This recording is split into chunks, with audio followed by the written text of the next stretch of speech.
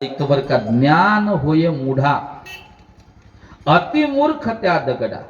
आता एक सांगतो वाक्य तुम्हाला. आता हळूहळू ज्ञानेश्वरीचा विचार करतो. मला काही तुमच्या मनातल्या शंका त्या दूर करतो. ऐका, पहिले ऐकून ठेवा. जीवनामध्ये ज्ञानेश्वरीचं पारायण केल्यानंतर काय होतं? मनुष्य ज्ञानी बनतो. मग तुम्ही म्हणाल ज्ञानाची काय गरज आहे? ज्ञानी असलं पाहिजे का? मनुष्याकडे ज्ञान असलं पाहिजे का? सांगू तुम्हाला. ज्या माणसाला ज्ञान नाही ना, ऐकून ठेवा, त्याचं जीवन कसं आहे माहिती आहे? तुम्ही सावध आहे ना? ज्या माणसाकडे ज्ञान नाही त्याचं जीवन आहे कुत्र्याच्या शेपटीसारखं. मी काय सांगतो लक्ष देऊन ऐका. ज्या माणसाच्या जीवनामध्ये ज्ञान नाही अशा माणसाचं जीवन कोणासारखं आहे? कुत्र्याच्या शेपटीसारखं. काय विद्वान लोक असतील महाराज, काय शास्त्रकार असेल, काय साधू संत असेल, काय त्यांना निवडण्याचं ज्ञान असेल. बरं, शेपटी असे अनेक प्राण्याला शेपटी आहे की नाही? समजून राहिले की नाही? अनेक प्राण्यांना शेपटी आहे, पण कुत्र्याची शेपटी का घेतली असेल हो? हा, तुम्ही दुसरीकडे जाऊ नका, ते सरळ होत नाही असं नाही बरं का. मी दुसरा अर्थ सांगतो, ऐकून ठेवा ना. कुत्र्याची शेपटी का घेतली असेल त्याचं उत्तर सांगू का? शास्त्रकारांनी असं सांगितलं की बाबा, ज्या माणसाच्या, लक्ष द्या, ज्या माणसाच्या जीवनामध्ये ज्ञान नाही अशा माणसाचं जीवन कुत्र्याच्या शेपटीसारखं आहे. म्हणजे ऐकून ठेवा, कुत्र्याची शेपटी कोणत्याच कामाची नाही. शेपटी कशा करता असते जनावरांना सांगा? आपलं गुप्त अवयव झाकण्याकरता. झोपले नाही ना? समजून राहिलं की नाही माझं? कशा करता असते शेपटी? प्राण्यांना शेपटी कशा करता असते?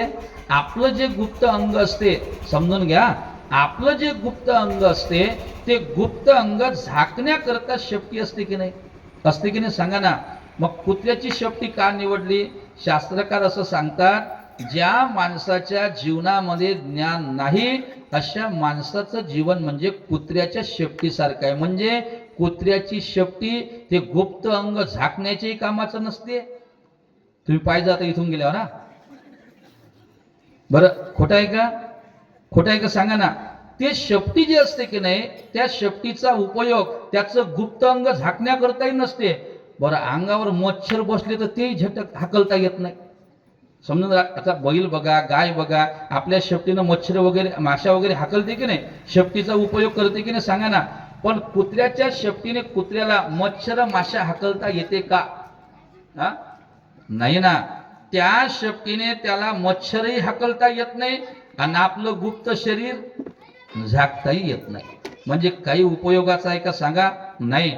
तसं माणसाच्या जीवनामध्ये जर ज्ञान नसेल तर माणसाचं जीवन काहीही उपयोगाचं नाही. काही उपयोगाचं नाही, लक्षात घ्या.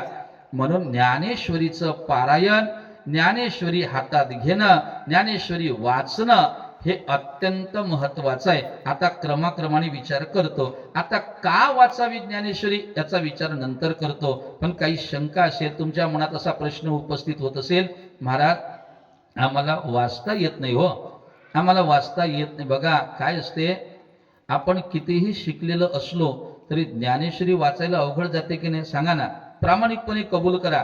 आपण 12वी असाल, फर्स्ट इयर असाल, काय मला माहिती नाही, एवढं मला येत नाही, कोणताही वर्ग तुम्ही शिकलेले असाल, पण तरी ज्ञानेश्वरी वाचताना अवघड जाते की नाही? अवघड जाते. याचं कारण काय? म्हणजे ज्ञानेश्वरी जरी प्राकृत भाषेमध्ये असली तरी अवघड आहे की नाही सांगा ना? अवघड आहे, फार अवघड आहे. लक्षात घ्या. जरी आपल्याला मराठीमध्ये दिसत असेल पण चांगल्या चांगल्या माणसाला ज्ञानेश्वरी वाचता येत नाही.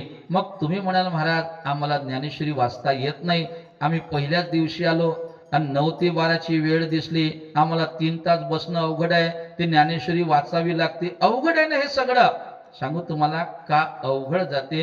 त्याचं कारण सांगतो. जोपर्यंत एखाद्या गोष्टीची माणसाला सवय नसते ना, तोपर्यंत ती गोष्ट आपल्याला अवघड वाटत असते. माझं बोलणं पटून झालं की नाही? एखाद्या वस्तूची, एखाद्या गोष्टीची जर आपल्याला सवय नसेल तर ती गोष्ट करत असताना अवघड जाते की नाही? भारी जाते की नाही? कठीण जाते की नाही? का? कारण त्या गोष्टीची आपल्याला सवय नसते. मग ऐका, मग सवय नसते तर सवय लावली पाहिजे की नाही? लावली पाहिजे की नाही? मला सांगा, दारू पिणारे माणसं सुरुवातीला कसे पितात हो? बरं, स्वतःच्या पैशाने पित नाही एक, बरोबर आहे. पण जो पाजणार असतो तो काय म्हणतो, अरे घे बाबा. नाही बाबा, आपण दारू घेत, अरे घेऊन तर बघ बाबा कशी लागते, एकदा तर घेऊन बघ. त्याला दारू पिण्याची सवय नाही, बरोबर आहे. पण त्याला सवय लावल्या जाते की नाही? बस सुरुवातीला जेव्हा पहिल्यांदा जेव्हा तो दारूचा घोट घेतो, त्याला प्यायला अवघड जाते की नाही? बोलत चला ना, अवघड जाते की नाही? फार अवघड जाते. कारण दारू पिणारे माणसं, दारू गोड नाही बरं का, ऐका, दारू जर गोड असते तर माणसांनी डोळे लावून दारू घेतली नसती. बघा तुम्ही दारू पिणाऱ्या माणसाकडे, दारू पिताना डोळे लावतात. बरं, नुसतं डोळे नाही लावत, झाडणेही देते. देते की नाही? चहा घेताना झाडण्या देते का माणसं? बरं, तुम्ही आता कॉफी घेतली, झाडण्या दिल्या काय? दिल्या काय? नाही नाही. पण एखादा दारूचा घोट घेतला तर झाडण्या देते की नाही मनुष्य? काय कारण आहे? कारण गोड असती तर झाडण्या दिल्या नसत्या. बरोबर आहे की नाही? सांगा ना, कबूल करा. गोड नाही, पण सुरुवातीला ती दारू पिण्याची त्याला सवय नाही, त्याला त्याची गोडी नाही, त्याला त्याची आवड नाही. मग त्याला त्याची गोडी नाही, त्याला त्या दारूची सवय नाही, पण कोणीतरी लावणारा असतो की नाही? असतो की नाही? सांगा ना. आता मला सांगा, दारू पिणारा पहिल्यांदाच तो मनुष्य आहे, त्याला दारू पिणं माहीत नाही, त्याला दारूची सवय नाही, पण त्याला सवय कोण लावते? न पिणारा लावते की नाही? वरदी हो म्हणते. सवय कोण लावते? जो आधी पितो तो. ऐकून ठेवा, आहे की नाही? जो आधी पिणारा असतो तो त्याला सवय लावते की नाही? आता तुम्हाला ज्ञानेश्वरी पारायणाची सवय कोण लावली? जो आधी पेते तो. आधी कोण घेतली दारू? हा, आधी ठाकरे बाबांनी दारू घेतली, आता तुम्हाला सवय लावली. पण पहिल्यांदाच घेतली तुम्ही, अवघड चाललं तुम्हाला, आहे ना?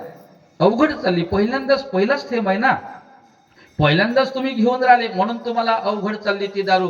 पण ऐका, पहिल्यांदा दारू घेत असताना आपल्याला फार अवघड जाते, काही दिवस अवघड जाते, पण कालांतराने काय होते सांगा?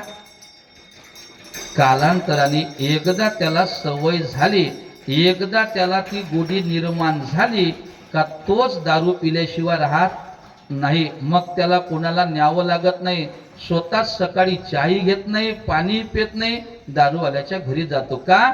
त्याला ती सवय लागलेली असते, त्याला ती गोडी निर्माण झालेली असते. तशी तुम्हाला आमच्या बाबांनी पहिल्यांदाच दारू पाजली, पहिल्यांदाच तुम्हाला ज्ञानेश्वरीची नशा दिली. ऐका, आता ही नशा अशी आहे, आता एकदम सोडू नका. आता हे घरी गेल्यानंतरही आपल्याला पारायण करता आलं पाहिजे, आपण पारायण केलं पाहिजे. मी तेही सांगतो तुम्हाला काय होते पारायण केल्यानंतर. मुद्दा असा आहे आपला, सुरुवातीला आपल्याला अवघड जाते की नाही? आता बसणं अवघड गेलं असेल काही महिला मंडळींना, सोपं नाही, खरंच आहे. 3-3 तास एका जागेवर बसणं, पारायण करणं अवघड आहे. मग 3 तास एका ठिकाणी बसणं का? आपल्याला सवय नाही. ती सवय आपण पाडली पाहिजे. सुरुवातीला कोणत्याही गोष्टीची सवय लावत असताना आपल्याला अवघड जात असते, भारी जात असते. एकदा सवय लागली, आता मला सांगा, आपण 3 तास इथं बसतो सकाळी, अवघड जाते की नाही? पण कधीतरी मी बऱ्याचदा माझं लक्षही असते, बऱ्याच महिला मंडळी डुलक्या देते बरं का, ऐका, बऱ्याच.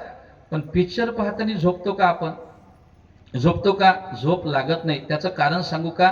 त्या पिक्चर बद्दल आपल्या अंतःकरणात गोडी आहे, आवड आहे, म्हणून आपण झोपत नाही. मग या ठिकाणी पारायण करत असताना आपल्या अंतःकरणामध्ये जोपर्यंत प्रेम निर्माण होत नाही, आवड निर्माण होत नाही ना, तोपर्यंत आपल्याला तो कंटाळा आल्याशिवाय राहत नाही. एक वाक्य सांगू, ज्या ठिकाणी आवड असते, ऐकून ठेवा, ज्या ठिकाणी आवड असते ना त्या ठिकाणी 3 गोष्टी नसतात. फक्त ऐकून ठेवा, पटलं तर घ्या, नाही तर सोडून द्या.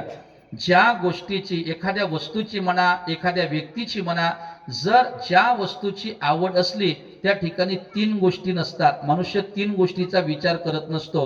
पहिली गोष्ट, जी वस्तू, जी व्यक्ती आपल्याला आवडते त्या व्यक्तीबद्दल आपल्या अंतःकरणात लाज असते का? लाज असते का सांगा? लाज नसते. आवडणाऱ्या व्यक्तीबद्दल आपण कधी लाजतो का? लाजत नाही. ऐका, मी उदाहरण सांगतो तुम्हाला.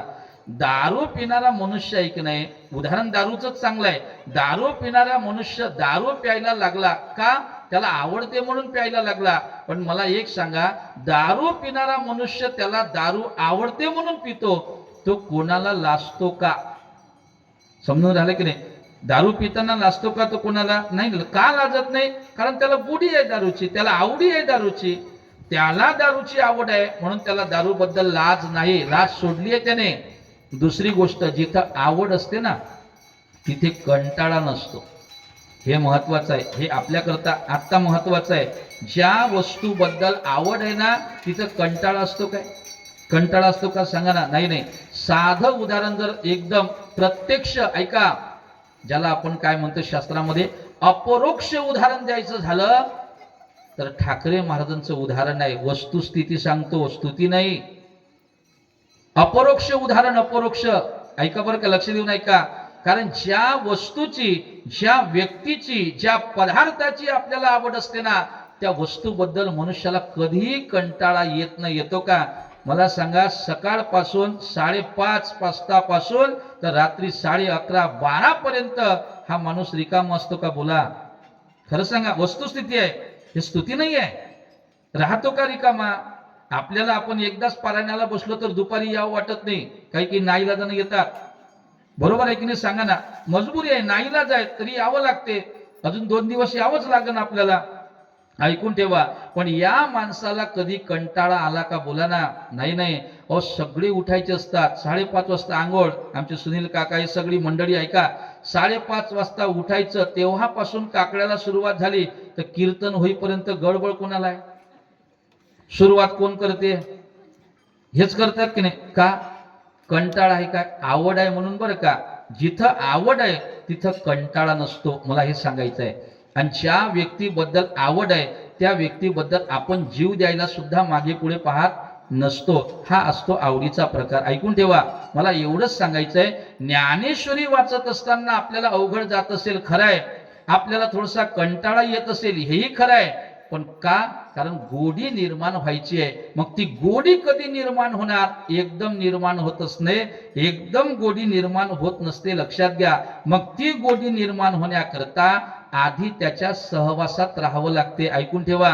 त्याच्या सहवासात राहिलं की त्याच्या संगतीत राहिल्यानंतर हळूहळू त्या व्यक्तीबद्दल, त्या वस्तूबद्दल आपल्या अंतःकरणामध्ये प्रेम निर्माण होत असते, आवड निर्माण होत असते. आणि एकदा आवड निर्माण झाली का मग माणसाला कंटाळा येत नाही. लक्षात घ्या. येतो का? आता मला सांगा, बऱ्याचशा महिला अशा आहे की एखादं नाटक कसं असते का ते रोज त्या पाहतात. पाहते की नाही? का पाहतात? आवडते म्हणून पाहतात. कंटाळा येतो का? नाही नाही. एखाद्या वेळेला जर मालकाला भूक लागली तर त्या मालकाला सांगतात, थांबा थोडंसे, एवढं नाटक होऊ द्या. खरं आहे का खोटं आहे? म्हणतात की नाही महिला मंडळी? काय कारण आहे? हो, आवड आहे. आणि जिथे आवड असते ना तिथे कंटाळा नसतो. म्हणून ज्ञानेश्वरी बद्दल प्रेम निर्माण झालं पाहिजे. कधी होईल? महाराज, आम्हाला वाचता येत नाही, आमची वाचण्याची अडचण आहे. काळजी करू नका. आपण कीर्तनातूनही ऐकलं असाल, सोपं आहे. पहिल्यांदा आपण सहज ज्ञानेश्वरीवरून बोट जरी फिरवलं ना तरी ज्ञानेश्वर महाराजांना तुमचा राग येणार नाही. बरं, बोट फिरवता फिरवता हळूहळू जर तुम्ही वाचायला लागले आणि वाचत असताना काही शब्द चुकायला जरी लागले तरी घाबरायचं नाही. घाबरायचं नाही. का?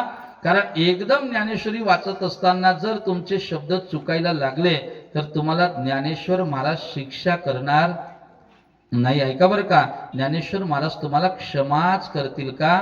ज्ञानोबांना माहिती आहे यांचा आरंभ आहे बाबा, अजूनही लहान आहे बरं का, यांची सुरुवात आहे. हळूहळू आज यांचं चुकेल, उद्या चुकेल, परवा चुकेल, पण कधीतरी वाचता येईल की नाही सांगा ना? कधीतरी वाचता येईलच. उदाहरण सांगतो तुम्हाला म्हणजे लक्षात येईल. फक्त लक्ष द्या, अवघड जाऊ देऊ नका. मी एकदम सोपं बोलण्याचा प्रयत्न करतोय आपल्या पुढे. फक्त आज ज्ञानेश्वरीचं महत्व सांगतो आणि उद्या 2 दिवस या श्लोकाचा विचार करतो. ऐका काय आहे. सुरुवातीला आपण वाचत असताना जर आपलं चुकायला लागलं तर एकदम ज्ञानेश्वर महाराज दखल घेत नाही. एकदम काही ज्ञानेश्वर महाराज आपल्याला शिक्षा करत नाही. का करत नाही? सुरुवात असते, प्रारंभ असतो आणि प्रारंभाला आपली चूक होत असते, हे लक्षात घ्या. त्याच्याकरता एक ज्ञानेश्वर महाराजांनी प्रसिद्ध उदाहरण दिलं. फक्त मला तुमच्या तोंडावरून ऐकायचं आहे, तुम्ही उत्तर द्यायचं आहे. का काय आहे, एखादा छोटासा मुलगा असतो की नाही, जरा अवघड चाललं तर सोपं करून सांगतो.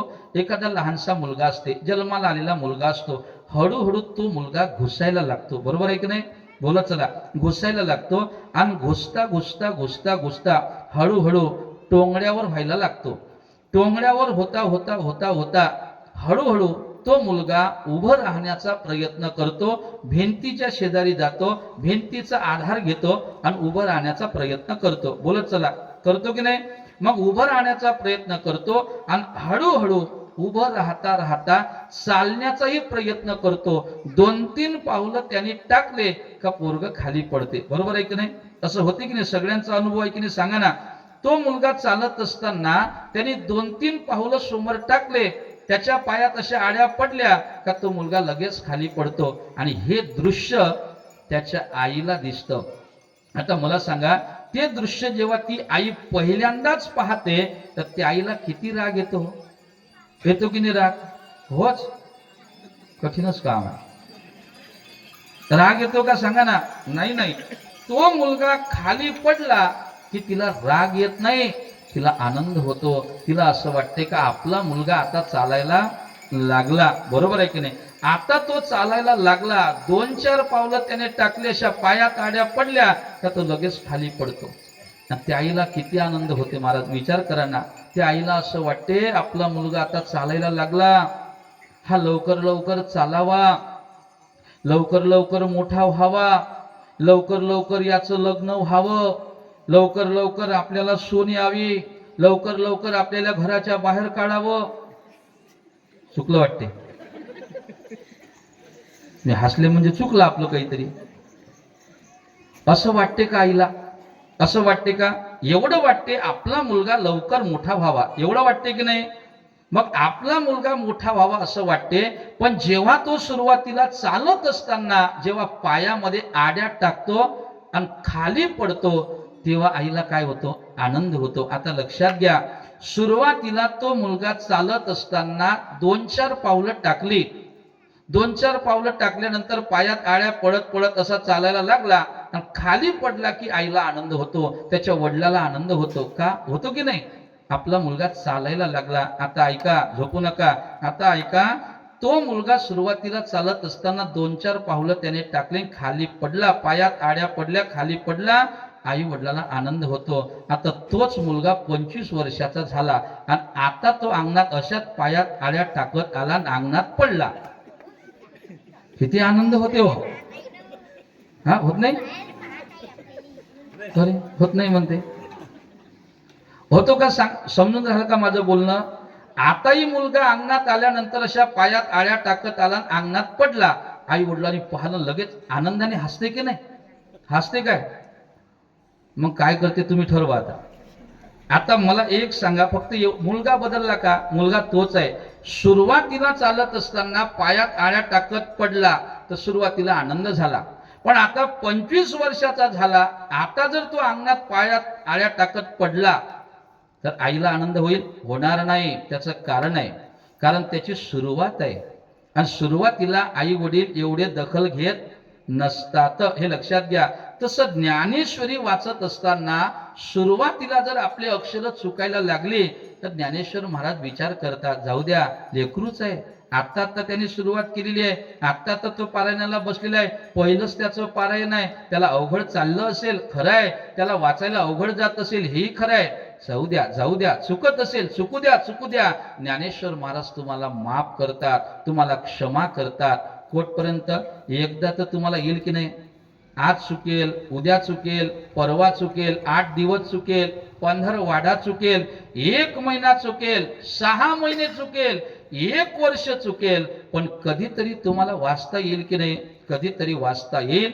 आपण अक्षरावर बोट फिरवत असताना, ऐका काय आहे, बोट फिरवत असताना आपल्याला हळूहळू त्या अक्षराची ओळख होते. ऐका, अक्षराची ओळख व्हायला लागली का त्या अक्षराशी आपलं नातं जुडायला लागते. अक्षराशी नातं जुडायला लागलं का हळूहळू त्या अक्षराबद्दल प्रेम निर्माण होते आणि हळूहळू त्या अक्षराबद्दल प्रेम निर्माण झालं की मग ज्ञानेश्वर महाराज आपल्यावर कृपा करतात आणि ज्ञानेश्वर महाराजांनी कृपा केली का मग आपल्याला ज्ञानेश्वरी वाचता येते, हे लक्षात घ्या. आणि हे सगळं होण्याकरता सुरुवातीला आपल्याला हाती ज्ञानेश्वरी घ्यावी लागते.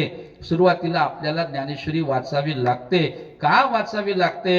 जनाबाईने सांगितली म्हणून वाचावी लागते. आता का वाचायची? ज्ञानेश्वरी वाचल्यानंतर काय होतं, त्याचं काय फल प्राप्त होतं, याचा विचार आपण 2 दिवस करण्याचा प्रयत्न करू.